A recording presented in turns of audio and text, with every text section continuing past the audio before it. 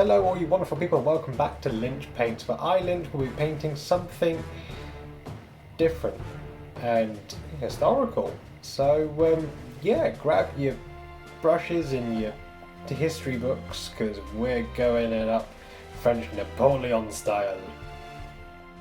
Alright, so step one, we have primed our model in a white spray paint, white acrylic spray paint, and what we're going to do now, because this model has a lot of sort of white under armour, so like trousers and like the shirt. I'm not well adversed with this, with the Perry Brothers miniatures with the historical stuff, as you can tell. So we're going to rely on some contrast apothecary white for the first stage. So giving it a good old shake, and then we're just going to take a nice amount, and then we're just going to do his trousers and his waistcoat. I believe I've looked at a couple of reference pictures, and I think I've got it memorized in my head about the colours and such. So yeah, I'm just going to do this, wait for it to dry, and then we'll be back with the next step. Right, so now that that has dried, we're going to take some Cantor blue and we're going to be doing his overcoat. We're going to set him down there. Make sure our paint is nice and watered down so we have a nice smooth and controlled application. And I'm just going to be very careful not to go over onto the whites, onto the whites that he's got across his back, and I'm going to try and keep within the outside of the jacket and not go onto the inside as best as possible. So for that you want a nice sort of pointed brush rather than a flat brush. So I'm just going to continue with this, and then I'll probably grab a lighter blue and then go over that again, just to pick out as like a highlight. And then I'll be back with probably the red that we'll go on to next. So for this step, I'm just going to take some Mephiston red, and I'm just going to go over the cuffs, his little shoulder guards, and his collar. And there is a, when I had a look at the reference pictures for it, there is a slight red trim that goes around the front sort of waistcoat. Which I'm going to go and try in a mo. I'll show you how that one turns out. So now we're going to move on to his accessories and all the kind of other little bits and pieces. So we're going to start out with grabbing our Abaddon Black, and we're going to go and pick out his helmet and the little sort of parts on his shoes as well. And yes, I have accidentally, as I opened the pot, put my thumb into the paint, which is not a good start. But we're going to pretend like that didn't happen. So just here, I don't know how well you can see, but I've done the flagpole with a mixture of Abaddon Black and the Morfang Brown, and just while it's still wet, I'm just running the edge of the brush just along, just up and down, nice long strokes, with just pure Morfang Brown, while the mixture underneath is still a bit wet. And this will give us a nice little wet blend. So of course I'm sort of going from just above the hand to just below the eagle at the top there. It's now the bottom, but now it's the top. There we go, got it the right way around. And then I'm just going to do a little bit of that on the bottom as well. I was thinking to myself, I don't know if that is meant to be like a bottle of alcohol or something. This is not my area of expertise, as it were. So I'm sure that someone in the comments will probably let me know. It'll probably be you, Darren. So yeah, I'm going to paint it as a bottle anyway, and if you like it, fantastic. If you don't, then that's fine too. I'm sure you'll let me know either way. So I'm going to pretend that it is a wine bottle on the side there. So what I'm going to do is I've just taken a little bit of this Calibanite green, and I've mixed in a little bit of the Abaddon black, just so it's a very dark green. And I like for it to be in focus as well. That would really help. Yes, I know that the white on the back does look quite rough. Hopefully yours isn't as rough, but if it is, you can always go back over it. I don't know what's wrong with me today. It's a bit of a messy paint at the moment, but you know we can always tidy it up afterwards. So with the green, I'm just kind of focusing on the very bottom there. Not worried about too much at the top, because once it's dried, I'll then go back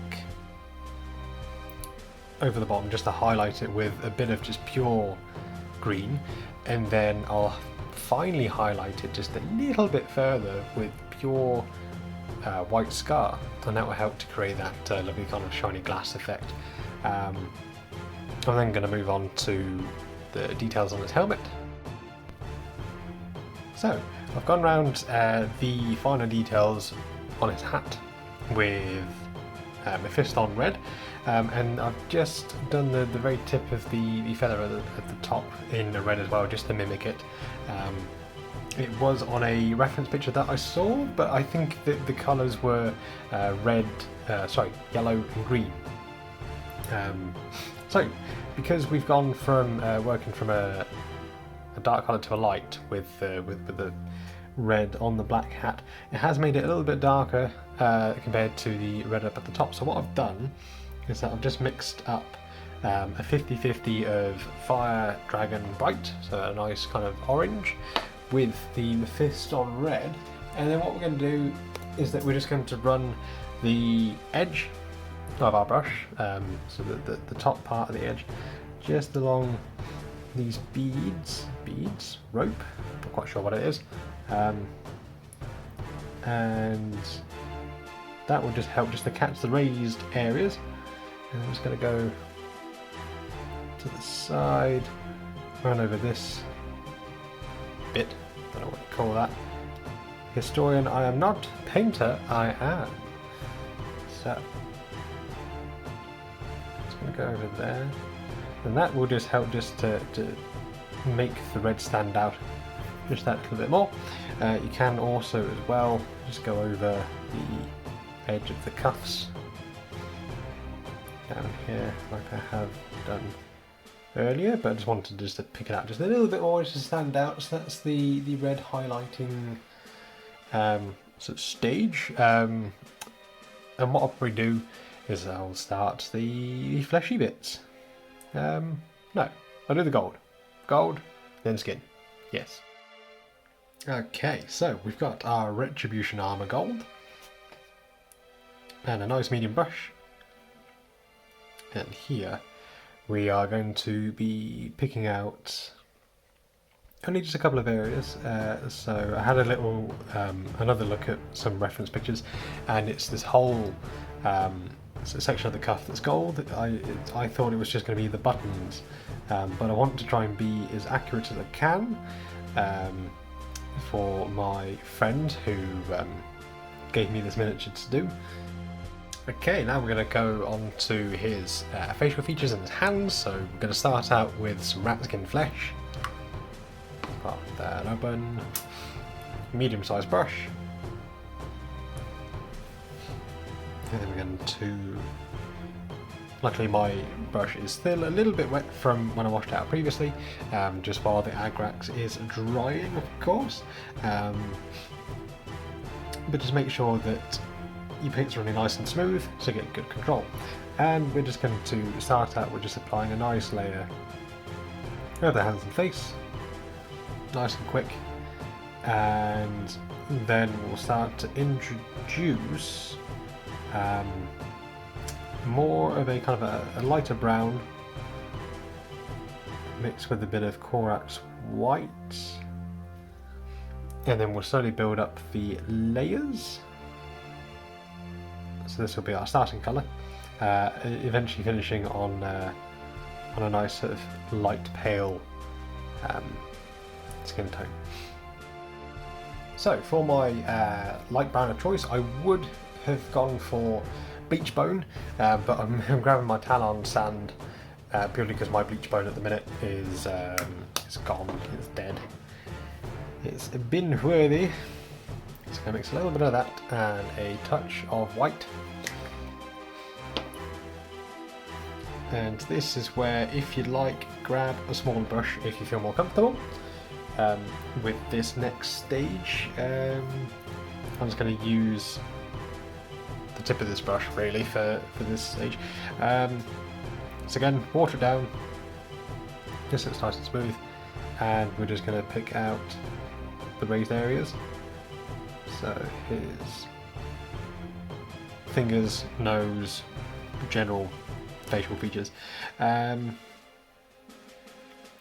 if you have watered your paint down too much and it starts to bleed into the cracks of the miniature, then that's okay. What you can do is that you can just quickly grab a bit of tissue and just give it some light dabbing just to free it up, and then mix the same mixture of paint that you had previously and just go from there and just reapply, and that should do the job.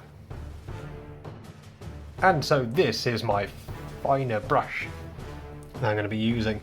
I'm just going to mix in a little bit more white into there,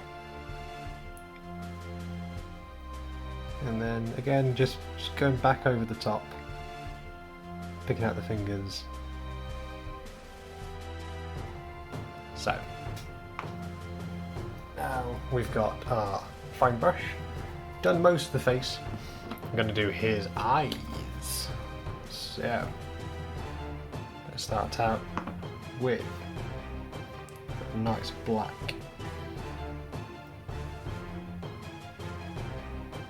Make sure you've got a nice flow to it. So I'm watering it down just a tad. And we're going to pick out his eyes. And this is when my voice gets very quiet and a little bit croaky. Now, we'll grab our white scar. And then we want the tiniest little bit on the end of our brush. Just a little bit. And then what we want to do is that we want to create two dots on either side of our black. Okay, I need a bit more paint than that. Nothing came off.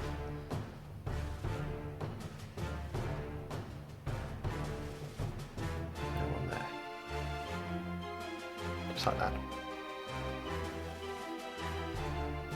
Now let's not make him cross-eyed. No, it didn't. Maybe slightly. But you know what? That would do. The reason why that I go with a little white dot on the side is that you don't have to then worry about the dark areas around the eyes, because you've already conquered that by having the black on there, and then you just do a two tiny white dots on either side, and then that just brings out the eyes and makes it look very, very lovely. So I'm going to do the facial hair in probably the black, so I'm just going to switch up to my slightly bigger brush. Let's go with a dark brown. Let's mix in a little bit of Talon sand into there, just so it's more like an off black. And I'm gonna do mustache. trying to just pick out the raised areas. Again, just like with our face.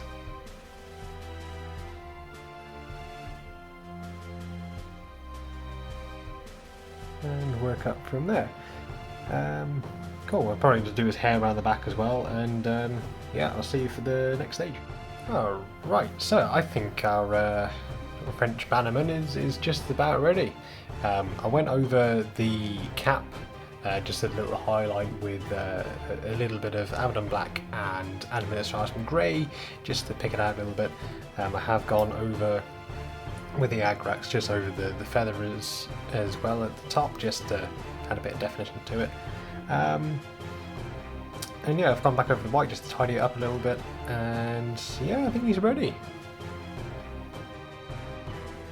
So here we have it, ladies and gentlemen, a French Napoleon bannerman, minus the flag of course. A friend of mine has still got the flag, and yeah, so this is for you, my dude.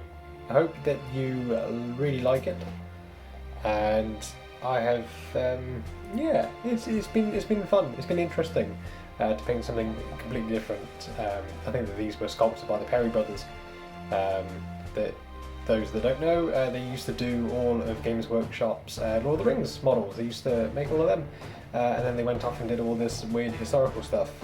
So yeah, I hope that you all liked it, and if you did, leave a like down below and comment down there as well what parts you liked, what parts you didn't.